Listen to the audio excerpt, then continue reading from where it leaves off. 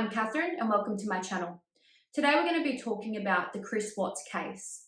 For those of you who aren't familiar with the Chris Watts case, Chris is the man who killed his entire family in 2018. His family at the time included his 4-year-old baby girl Bella, the 3-year-old baby girl Celeste, who they called Cece, in addition to his pregnant wife Shannan. Shannan was pregnant with their third child, who was due to be a beautiful baby boy, who they called Nichol. I like to put a face to the names of the people I'm talking about, so here are a few happy snaps of Shannan and Chris together. In this next photo you can see Shannan, Chris, little Bella and Cece at the movies together. In this photo you can see Shannan and Chris's significant weight loss. Here is a nice photo of Shannan, baby girl Bella and Cece together. That's Bella. And this is Shannan and Cece. I obtained the majority of the information I'll be talking to you about today from the 2,000-page discovery material that was released to the public. So Shannan met Chris Watts in North Carolina. Shannan had been married before. It wasn't a long marriage, it was a short marriage, and there's not actually that much information about that marriage online.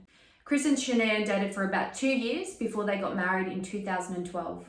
In 2013, Shannan and Chris decided to move to Colorado for a work opportunity, and in December of that year, they had their first child together, Bella. 2015 was a big year for the couple. Chris started working at Anadarko Petroleum, and they also had their second baby girl, Celeste, in 2015. So after the birth of the girls, Shannan started working for a multi-level company called Lavelle, and as part of her role, she was always uploading videos, photos to social media, and that was to help promote some of the products. She copped a bit of negative backlash from the public in response to her constant uploading. The response often relate to how awkward and uncomfortable Chris appeared to be in those videos.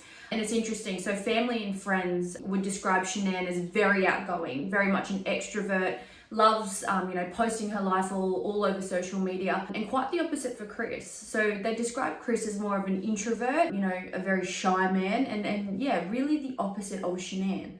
Shannan was very successful in her role. They even gave her a work car, which was a white Lexus. In the videos that Shannan posts and after hearing interviews with their family and friends, the overwhelming comments before the murders took place was that Chris was a perfect husband, a perfect dad, and he loved his family very much. And that definitely comes across in all of the videos and the posts that Shannan uploaded. So it was in May of 2018 that Shannan found out she was pregnant with their third child, and she did a Facebook Live video so she could capture Chris's response to the positive pregnancy test. In the video you can see that she has a t-shirt on and it says, "Oops, we did it again," in big bold letters. And in the video you can see Chris walks in the door, he sees that she's got the camera in his face, and he kind of looks at her, looks at the shirt, and he looks uncomfortable and awkward, and he says a few times, "Really? Really?" And then you can see like his brain and is catching up with the news that he's just processing, and then it takes a couple of minutes before he hugs her and kind of seems to embrace the news. But overall, the video is quite awkward. As part of Shannan's role with her employer, she travels a lot. And in June of 2018, she, Chris and the kids went on a trip to San Diego. And you can see it's posted all over social media. They had a great time. Well, supposedly had a great time. There are all the happy snaps of the family, really enjoying themselves away on their trip. So around the time of finding out that she was pregnant, Chris and Shannan planned a gender reveal party, which was scheduled to happen in August of 2018. In June of 2018, Shannan and the two girls planned to take a little trip together for a period of 6 weeks. So during that trip, they planned to visit some family, to spend time with family. And later, neighbours will report and give evidence that around the time of the 6-week holiday, they heard Shannan and Chris arguing quite a lot more than usual. And a couple of days before she and the girls went on the holiday, there's evidence from a neighbour regarding Shannan and Chris arguing in the front of their house on the driveway. So when Shannan, Cece and Bella are away in June of 2018, this is when Chris says that his affair with Nichol Kessinger began. I think there is some evidence to suggest that the affair might have begun earlier than June. And at the end of this video, I'm going to talk a little bit more deeply about my comments on Nichol Kessinger and her potential involvement in the murders and in this case generally.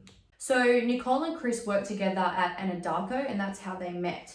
While Shannan and the girls were away during this trip, there's evidence of Shannan texting her friends and talking about how Chris is acting differently. Now, she can just sense that something's changed in the relationship. And on Chris's evidence, this is around the time that he starts to have the affair with Nichol Kessinger.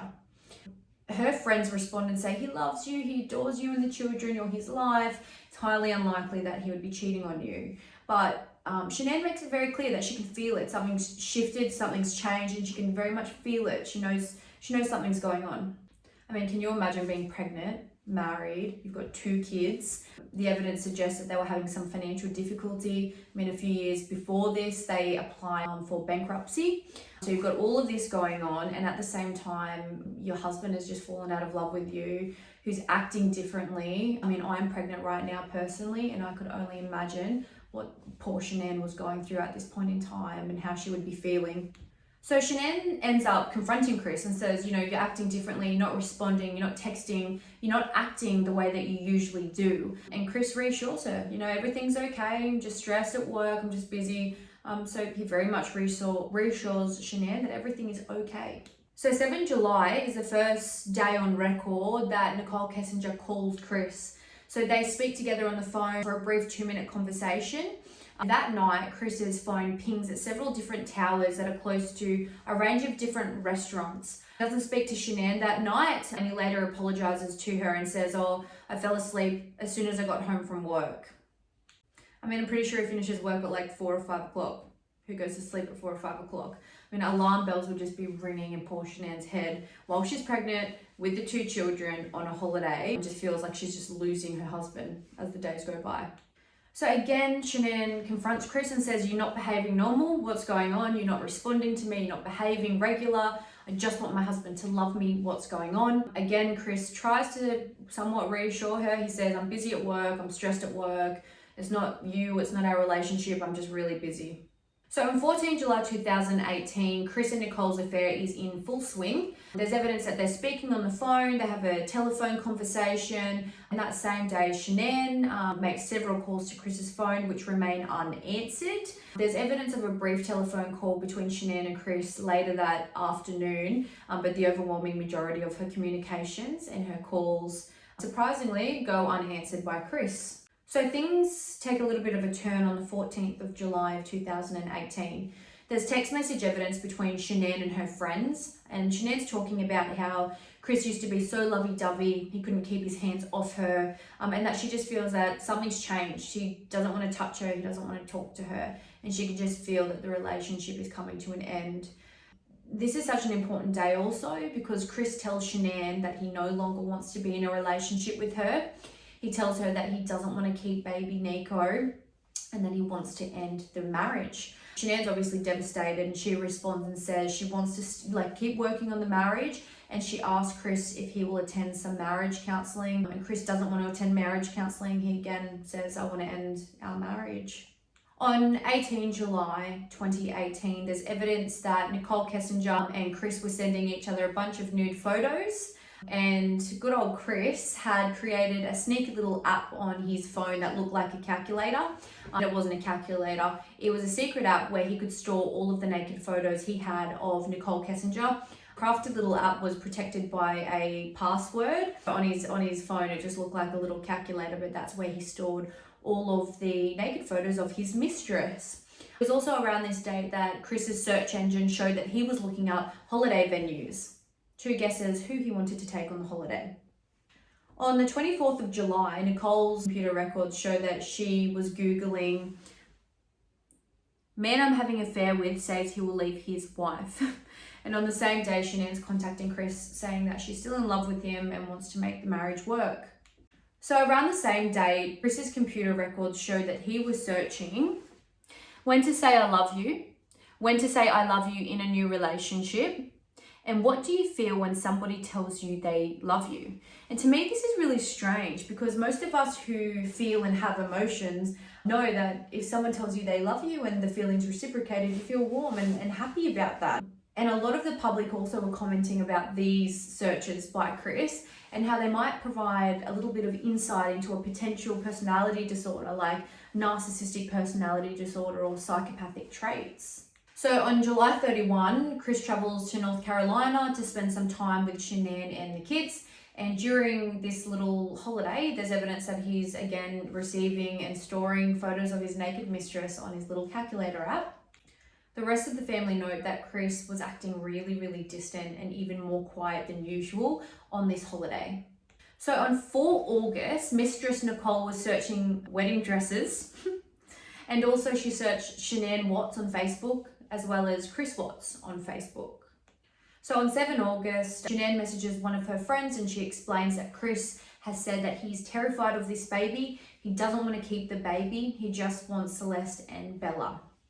So Shannan cancels their gender reveal party and she attends her 15-week scan. That's where she finds out that they're having a little baby boy. Of course, her friends are asking her, why are you cancelling the gender reveal party? Shannan responds that she and Chris are just no longer compatible. She explains that she wants to work on the relationship, but at this stage, Chris doesn't want to work on the relationship. On the same day, Mistress Nichol was Googling marrying your mistress. So you can see from Shannan's search history that she's Googling therapy and marriage therapy books. And there's evidence that she asked Chris if she will at least read the book to work on the marriage, and he says that he will. So on 9 August, Shannan and her friend, who is also a co-worker named Nicole, so we'll call her friend Nicole, they traveled to Arizona for a work event. Nicole explains that Shannan was very down and seemed quite depressed on this trip. She explains that Shannan drafted Chris a big long letter explaining how she still loved him and how she really wanted to work on their relationship and their marriage together. On 9 August, Shannan received a very strange photograph from Chris. You can see on the screen it looks like Bella laying on the lounge, covered in a white body bag or a sheet or a blanket or something like that. It's just very strange. Some of the public commentary were questioning whether this was Chris letting her know that this was his plan, this was soon to happen. The overwhelming majority of comments said that it's just a very strange photo to send of your daughter soon before murdering them. So on 10 August, Chris approaches his next door neighbour and asks if he will babysit the kids. He says that he wants to go to a baseball game, but instead he spends the night with Mistress Nichol. On 11 August, Nicole's search history shows that she's looking up how to prepare for anal, threesomes, and a lot of porn. So on 13 August, Shannan and friend Nicole were due to come home. The flight was delayed, and so Shannan didn't get home till about 1:50 a.m. in the morning. We're not 100% sure what happened between 1:30 a.m. in the morning and until Chris went to work in the morning at 5:30 a.m. Chris did provide a pretty detailed and comprehensive confession, which he recorded after the case was done and dusted and while he was in prison. Again, it's difficult to really know whether he's telling the truth or not because he has changed his story so many times.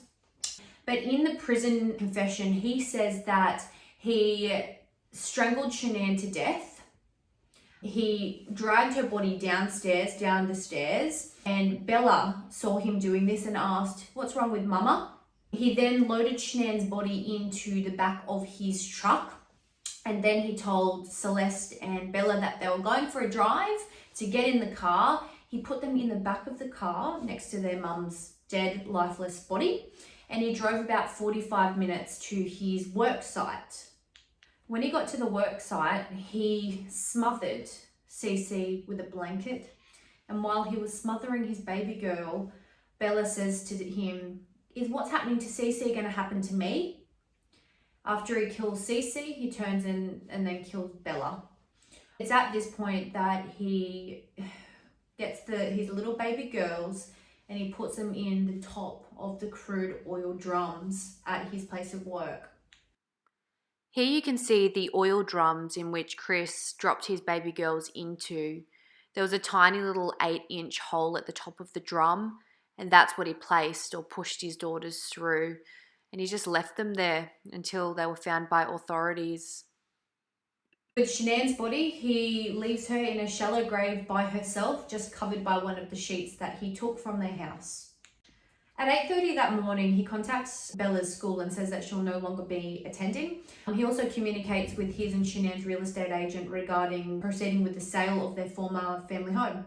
Alright, so that morning, Nichol was due to go to a really important doctor's appointment to do with her child, and her friend Nichol knew about the appointment. So she sends Shannan a message checking up on her that morning, and she receives no response, which she finds really, really weird. She gets a weird feeling in her stomach, so she and her son drive over to Shannan and Chris's. They bang on the front door, no one answers. They try and get in through the front door. This sends a message to Chris's phone, alerting him that someone is trying to break in.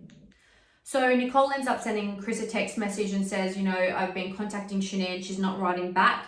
I'm worried about her. And Chris responds, no need to be worried. Shannan told me she's going on a play date. I'm sure that's where she is. No need to be worried. So Nichol goes over to the garage and she looks in and she can see Shannan's car in the garage with the two girls' baby seats in the back seat. So by this stage, massive red alarm bells are ringing in her head. How could Shannan have gone to the play date without her car? Where is Shannan? Why is Chris being evasive? And she becomes really concerned. She tries again to get into the front door, and again it sends an alarm to Chris that someone's trying to break in. Chris calls her and says, leave my property. You need to leave my property. What are you doing? Stop trying to break into my house. And she's just so suspicious at this time. She says, look, Chris, I'm really concerned. I'm going to call the police. Chris says, do not call the police. Do not have them involved. There's no need. She's at a play date. Just leave it and leave our house. So Nichol calls Shannan's doctor to see if she showed up at the appointment that she knew she had to attend, and she was informed that Nichol did not show up. By this stage, massive alarm bells are ringing in friend Nichol's head. She knows that this behavior is just so out of the ordinary. She knows that Shannan and Chris have been arguing. And so she calls the police and she asks them to do a welfare check. So Chris lets friend Nichol know that he's coming home, etc., etc. And by the time that Chris arrives home, the police officer is already there. And he says that he can't enter the property unless Chris consents. Now, when Chris arrives, there's the body cam footage. He kind of seems very relaxed. Like, he pulls up out the front, he walks slowly over, introduces himself to the police officer. The police officer asks for consent to enter the house, and he says, yeah, you can enter the house. So they all go into the house together. So Nichol talks about how Shannan was a little bit OCD and like very, very clean. And when they walked in the house, it was just a big, big mess. Shannan's belongings were still there, so she hadn't packed up her belongings. It didn't look like she'd taken the kids and run off or anything. And then Nichol found Shannan's cell phone in between the pillows on the lounge, so her phone was still at the house. Chris comments that the girls' little blankies, the blankies they never go anywhere without, have been taken. So all that's really gone is the girls, Shannan, the blankies, the girls' little blankies, and also the police officer notes that the bed sheets are gone. So the police have a look at the next door neighbor's footage, which covers Chris and Shannan's driveway, and you can see that Chris, just before he goes to work, so just in the early hours of the morning, he gets his work truck, and he reverses it into the driveway. Now, you can't see exactly what he's putting into the car, but you can see that he makes 3 trips and puts 3 things into the car, and you can see that on the footage. So Chris tells the police officer that when Shannan came home, they had an argument about their relationship, but that when he woke up and he left for work, that Shannan and the 2 girls were at home asleep in bed and that everything was ordinary. So of course, a lot of news channels wanted to interview Chris. And at the time, Shannan's mum didn't think that Chris was guilty, and she said, don't do it. They'll pull you apart. They're going to point the finger at you. They always point the finger at the husband, etc. And nonetheless, Chris conducted an interview with the news. These photographs were taken of Chris during his media interview. You can see that he is kind of snickering and kind of smiling in some of the shots. A lot of public noted that these were not regular faces that you'd be expecting someone to pull when they were talking about their missing wife and their missing baby girls. This last photo, you can quite see it's like he's quite happy. He's smiling when talking about his missing family. So on 13 August, there's evidence of Chris trying to delete his little calculator app and all of his messages with Nichol. On this same day, Nichol and Chris spoke on the phone for 51 minutes. And to date, Chris hasn't explained what they were talking about for this lengthy period of time. And Nichol also, when she speaks to police, says that she can't remember what they were talking about either. And I think that it's things like this that built the public's obsession kind of with Nichol's involvement and was she involved, because who doesn't remember a 51-minute conversation? Like, she could give no details. She couldn't remember anything that they talked about. So again, on 14 August, Nichol Kessinger's phone records show that she was Googling Shannan Watts, and she also spent a long time Googling, can cops trace deleted messages and how to permanently delete messages from your phone. When the FBI interviewed Chris for the first time, they asked him if he was having an affair, and Chris's exact words were, "No, I wouldn't do that." He then went on to say that maybe Shannan was having an affair. He explains that he and Shannan were having some arguments, they were having relationship issues, and that their relationship wasn't going well. The police officers then asked Chris if he would agree to take a polygraph test, and Chris agrees to take the test. So at the time that Chris was taking the polygraph test, his boss must have caught wind of what was going on. He finds emails between Chris and Nichol on their work email, and he turns the emails over to the FBI. So at the same time as Chris taking the polygraph test, Nichol also goes to speak to the police and admits that they were having an affair. If you want to see the entire interrogation of Chris and the polygraph test, I recommend that you go into JSC Criminal Psychology. It's on there. It's fantastic. It provides you with more insight into Chris as a character and this case generally. Chris's boss also provides the FBI with his GPS locator on his work truck.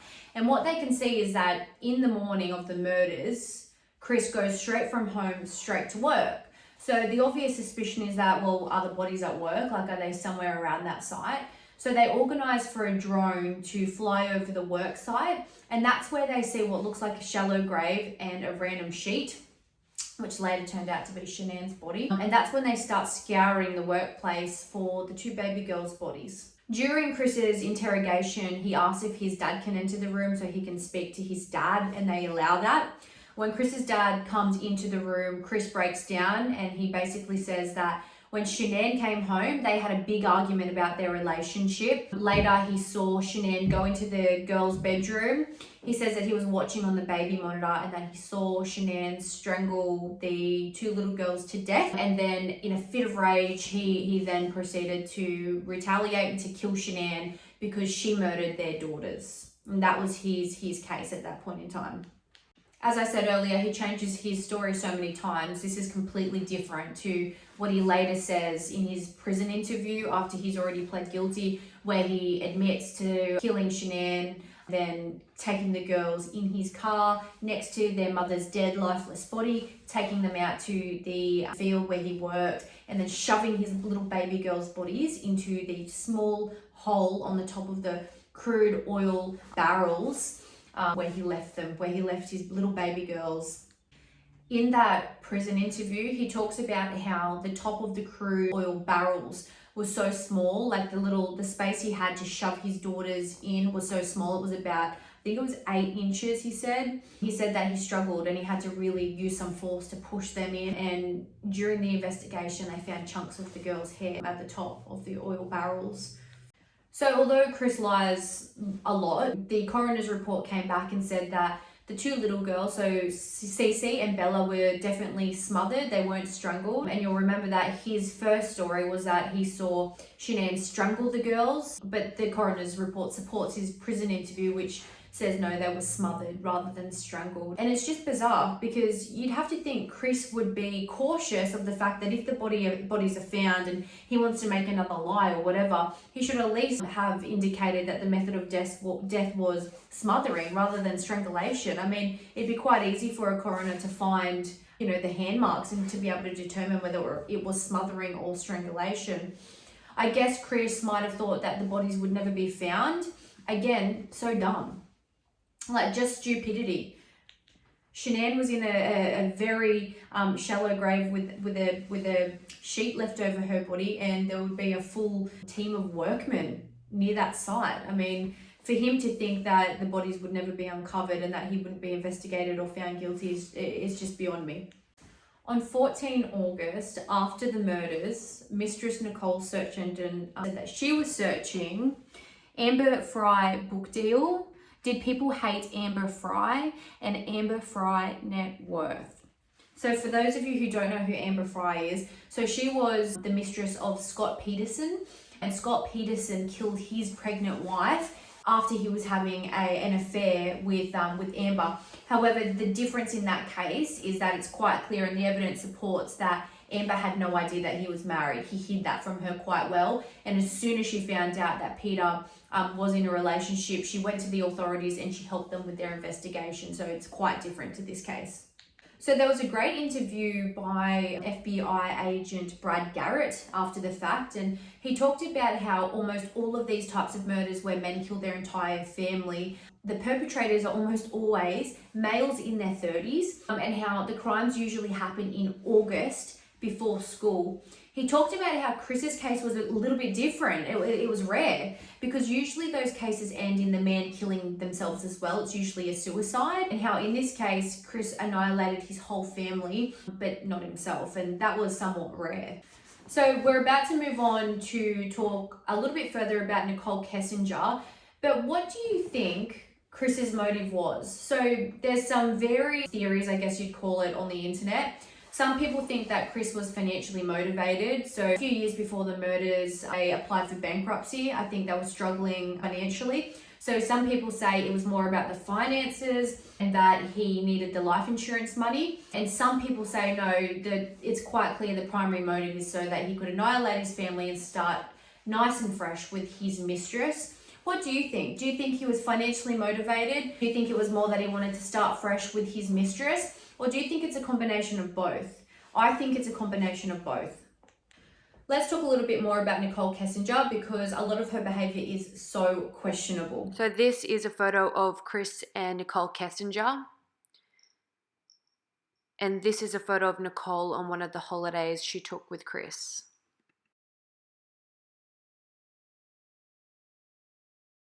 Some of the primary issues raised in respect of Nichol Kessinger are when did the affair really start? What was the true timeline of the relationship? And also, was she involved in the planning or carrying out of the murders? So let's have a little chat about it, and I want you to tell me in the comment section below what you think. Do you think she was involved in the murders? Do you think she knew, she had an inkling that something was going to happen?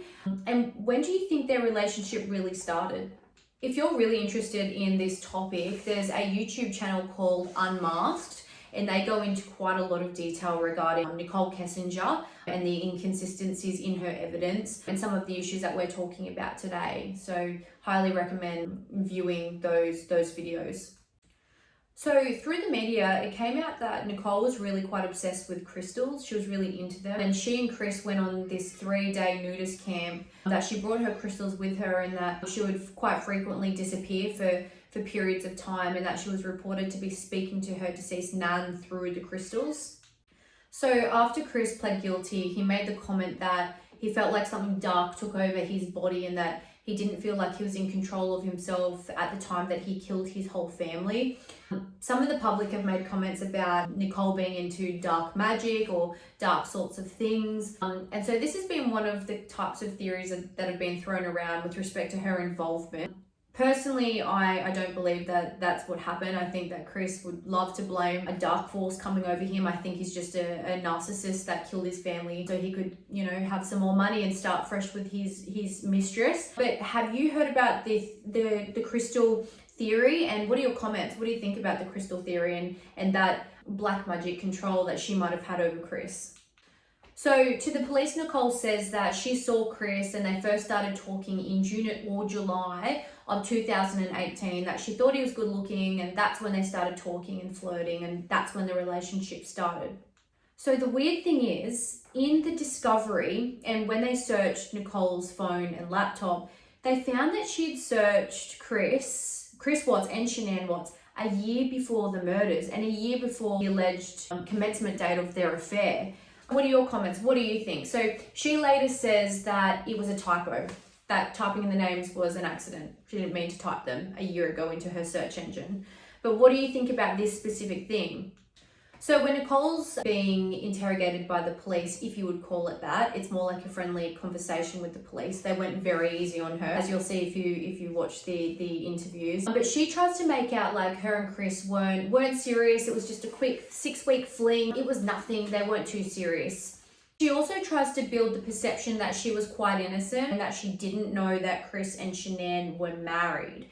So initially she tries to say that Chris lied to her as well and she's a victim too, and that she thought that they were separated, and that's really her position. You can see that she's trying to really build that public perception that she's also somewhat of a victim of Chris Watts. I mean, 9 days before the murders, Nicole's search history shows that she spent 2 hours searching wedding dresses. I mean, if you're together with someone and it's a fling and it's not a big deal and it's just 6 weeks, why are you searching wedding dresses? Like, that's why people don't think that the timeline is correct. I mean, I understand people fall in love and they have the whirlwind relationships and all of that. But the way she tries to present the relationship is that it was just nothing. It was just a casual fling, not a big deal. And yet she's spending 2 hours searching wedding dresses 9 days before the murders. And I mean, as I said before, a month before the murder, so in July of 2018, she was searching things like when the man you're having an affair with says he'll leave his wife. So if what you're saying is that he told you that they're separated and he's a single man, why are you searching words like affair? It's just not consistent. If you're having a relationship with someone who's separated from their partner, you're not a mistress and you're not having an affair. So why would you be searching these types of things? It's just, obviously, I think, my opinion is that it's just a lie.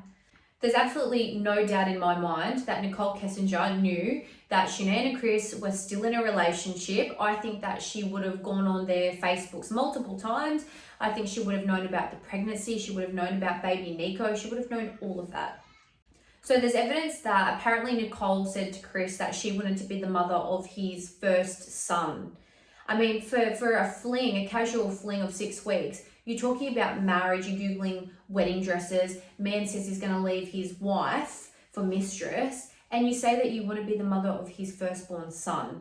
I mean, to me, that doesn't sound like a 6-week fresh relationship. The evidence also shows that just before Nichol went in to speak to the police about this matter and about her relationship with Chris, she messaged her friend saying, delete all the messages between us, and explains that she's got to go and speak to the police and ask them to delete all the messages because they've been talking about Nicole's relationship with Chris. So, and a lot of those messages haven't been able to be recovered. So some of them were permanently deleted. So what do you think about this? Do you think Nichol is embarrassed because she's been talking about, sexual stuff and private stuff between her and Chris with her friend? Or do you think it's suspicious? Like maybe she said things like, if only Shannan wasn't in the picture. To me, I think it's suspicious. Like there's already public stuff out there. She probably knows deep down that they're going to be able to recover at least some of the messages and that this type of thing will probably come out. To me, I'd be saying, here's my phone, here's everything, investigate. You'll see I have nothing to hide. I think it's highly suspicious that she's messaging Chris, telling Chris to delete their messages, and also her friend, telling her friend to delete all of their messages just before she goes to speak to the police. There's evidence that in their 6-week fling, not a big deal relationship, that Chris invited Nichol over to the family home where his children ate and slept and where his wife lived. And he cooked for her on the grill. Apparently, Nichol saw the photos, like the family photos, and she went outside in her car and she was upset and they had a big argument about that because blah, blah, blah. I just think the height of you were in that woman's house with her husband. She knew full well that he was still in a relationship with Shannan and that he was still living in the family house. So Nicole's evidence is that often she would go to Chris's house and together they'd work on their fitness phone application. They were both very into fitness. And she says that Chris would give her his phone and that she'd be going through and working on the phone. She says that she was helping Chris find another apartment for when he left his wife. She says that she tells the officer that she and Chris talked about their family's finances. And the officer says, well, do you know how much Shannan earned? Like how much her income was or what her role is? She answers something like, oh, she's a salesperson and I know she earns enough to compete with Chris. So to me, for a 6-week fling, you're talking about personal, intimate details that relate to your wife, her income, how much she earns. She's helping you find an apartment. To me, this seems like more of a deep relationship. Oh, and Nichol also says that she gave Chris a key to her house. So again, she has the, little fling, 6 weeks, not a big deal. I thought he was separated. I'm innocent. She has that, but then she's going to his house. She's giving him a key. She's planning where he's going to be living. All of the signs point to a deeper, stronger relationship between them, and she likes to give off to the public and to the police. So there's evidence that Nichol asked Chris to delete their messages together. Again, why? Wouldn't you want all the messages to be there so you can say, I had nothing to do with this? Wouldn't the messages show maybe also that, you didn't know he was married? Like, you were talking very innocently, like the messages could go one of two ways. They're either going to support what you're saying, which is you were also a victim of Chris, or they're going to go against you. I mean, I think it speaks volumes that she asked Chris to delete their messages. So Chris had two phones. He had a work phone and he also had his personal private phone. And there's evidence to show that when he was speaking to the police, he would use his work phone. And on several occasions when he was speaking to the police, he had his private phone dialed and was speaking to Nichol at the same time. So, I mean, the obvious thought is that potentially he was speaking to the police and Nichol was listening to the conversation. I mean, why would she want to listen to that? Wouldn't you... you'd think, have your privacy, go and do what you've got to do to find your baby girls, like your family is missing, go have your privacy, speak to the police. Why would she want to listen to the phone call? To me, it's like she's sitting there seeing what he says, and is she going to get found out, to be the woman who knew that she was sleeping with a married man who was very much still in a relationship. That's another thing. And after the murders, there's evidence that Chris asks Nichol what he should do with Shannan's wedding ring. So at this point, they don't know if they're dead or alive, supposedly. Nichol doesn't know if they're dead or alive, supposedly. And Nichol says to Chris, yeah, just pawn it. Just pawn the ring. He's got two daughters who might come home, who, fingers crossed, are still alive. And she just says, yeah, just pawn the ring. Like, it's his wife's ring. Even if they separate, maybe he'd want to give that ring to his daughters or keep the ring for whatever reason. I mean, I think it also speaks volumes that Nichol's response is just pawn the ring, the wedding ring. All right, so to be clear, I don't think that Nichol was involved in the planning or carrying out of the murders. I think that she definitely pressured Chris to leave his family and to leave his wife. So I think, that definitely happened, but I don't think she actually planned or carried out the murders with Chris. I mean, I think that the murders were carried out so poorly and so sloppy. It was just silly Chris who planned it and carried the murders out. I think if two people had planned it, that wouldn't have been the way it was done. I mean, it was just so sloppy. I don't know how he thought there was any chance that he would get away with that.